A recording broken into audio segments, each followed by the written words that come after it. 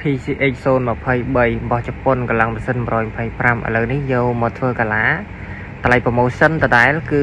ស្មើតែកាហ្វេមួយកែវទេហើយនេះជាត្រឡោកស៊ីនជាប់នៅនឹងម៉ូតូណា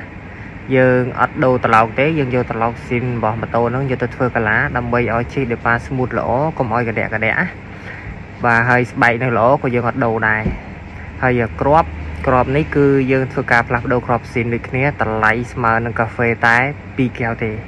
ស៊ីនក្រុមហ៊ុន Honda បាទហើយម៉ូតូនេះដែរក៏មានបញ្ហារៀងយាសាពៀនដែរអញ្ចឹងគឺយើងធ្វើការផ្លាស់ប្ដូរសាពៀនមួយទៀត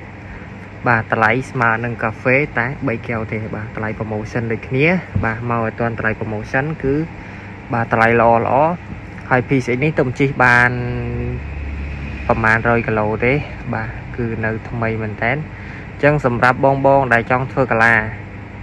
គ្រឿងនៅល្អយើងមិនចាំបាច់ដូរត្រឡោកហើយយើងក៏មិនចាំបាច់ដូរស្បែកដែរត្រឡោកនៅល្អស្បែកនៅល្អយើងគ្រាន់តែធ្វើកាឡាហើយដាក់ចូលទៅវិញទៅគឺ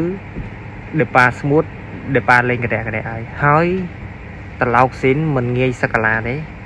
បាទមិនងាយសឹកកាឡាទេជិះ 3-4-5 ខែគឺកាឡានៅស្អាតល្អហើយកាឡាបើសិនជាយើងធ្វើខុសលាន់រហូតហើយបើយើងធ្វើត្រូវគឺអត់លាន់ទេ